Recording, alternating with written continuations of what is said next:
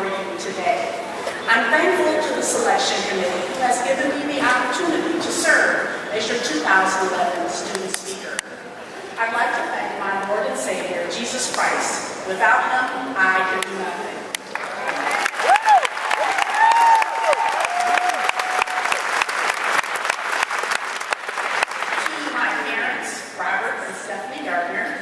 To all my children, Jerry, Jatwan, Shanu, Jerome, Camille, Chris, Letitia, and Jesse. To my pastor, District Elder Avery Dumas III, and my New Grace family. My friends, especially in alphabetical order, Crystal, Diane, Lisa, Lynn, Rhonda, and Tamara. To my St. Joe family, to my fellow International Association of Administrative Professional members, and to my Washtenaw Community College advisors, instructors, and fellow students. I thank you all for the ways that each of you have supported me, encouraged me, challenged me, inspired me, and touched my life. I want to specifically thank my daughter Letitia and my son Jesse, who, because they were their Ypsilanti High School senior class presidents, each served as their graduation speakers and set the example that I follow today.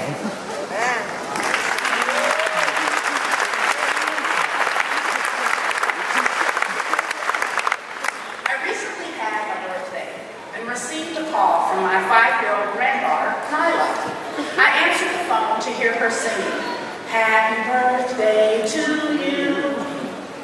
May the good Lord bless you." She sang both verses perfectly. Now, when I was a kid, the next verse went, "How old are you?" And the birthday boy or girl revealed their age. Instead, Nyla began singing, "Are you 1? Are you 2? Are you 3? I thought, this is going to take a few minutes.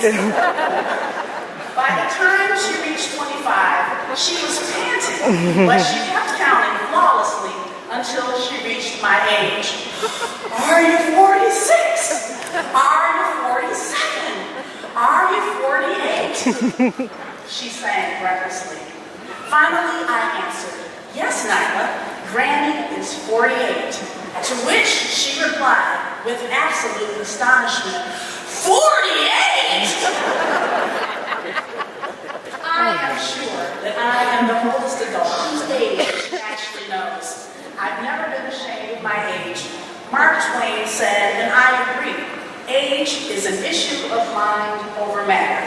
If you don't mind, it doesn't matter."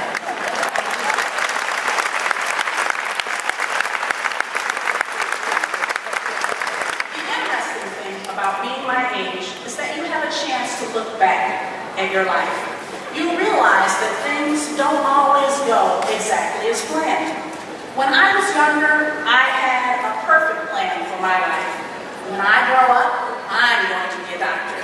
I'm going to go to college, travel the world, become rich by the age of 30, and buy my mom a house. I'm going to get married, build my own home, and maybe even have a family. And I'm going to live happily ever after. Most of us formulated a similar life plan by the time we were about 10 years old. And like most of us, my life did not unfold exactly the way I thought it would. I studied chemical engineering at the University of Michigan, and at the end of 5 years, left with a 1.8 grade point average and no degree. I joined the New Grace Apostolic Temple family, where I have been a member for over 20 years, got married, became a stay-at-home mommy, and was asked to volunteer as a secretary at my church. Being a stay-at-home mom was the best job I ever had, and I love serving at my church.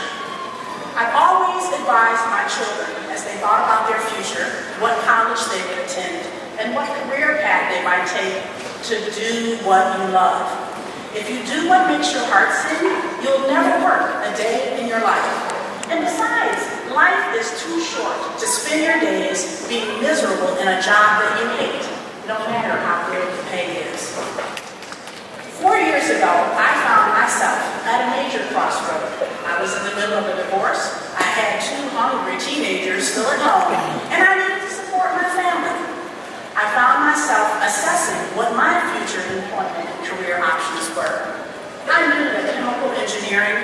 no longer the career path for me. I thought about the advice that I had always given my children, but I had no idea what I loved or what would make my heart sing. To support my family, I worked. First part-time at my church for minimum wage, while I also loaded trucks at the age of 46 for UPS. Then part-time at my church, part-time as a clerical assistant at St. Joe's, and I cleaned office buildings at night. Through the whole process, I was thankful that I could make ends meet, but I was just making ends meet. When I told my pastor that I was regularly falling asleep behind the wheel while driving home from my night job, he told me, "Robin, you need to find one job that pays all your bills." Following my pastor's advice, I found a second part-time clerical assistant position at St. Joe's, reduced my hours at the church, and resigned from my cleaning job.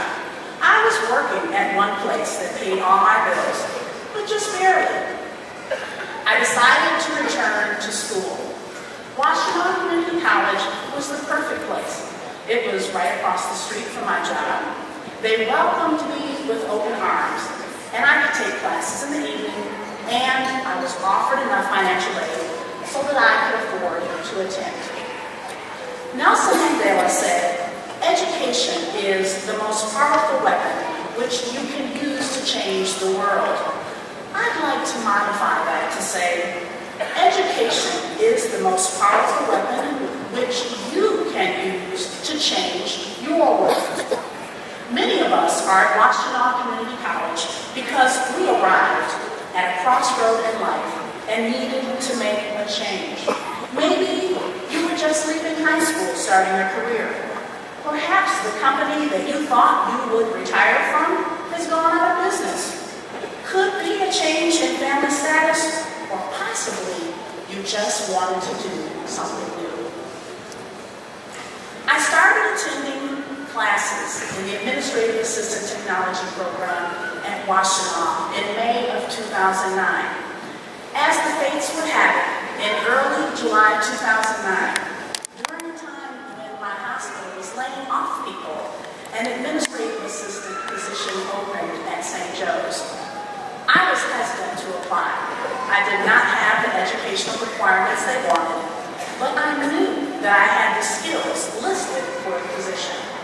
With the prodding of a few of my friends, I took a chance. I applied for the position, and I got the job.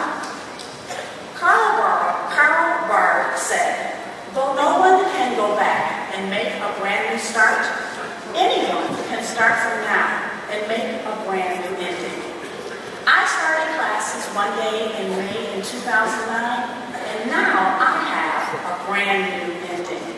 I can say to you today that in the process of completing my education here at Washtenaw Community College, along with my work at my church at St. Joe's, I have found what I love, and every day I do what makes my heart sing. Choosing an education at Washtenaw Community College offers hope, new endings, and helps make dreams come true. I'd like to close by revisiting our early life plans. You know, the ones that did not unfold the way we expected.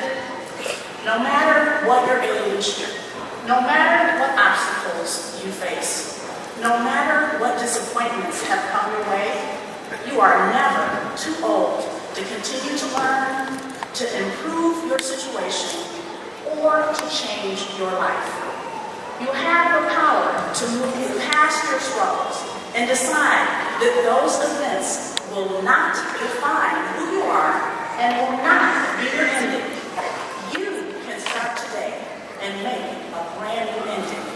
And just like you planned, you can live happily ever after. Thank you.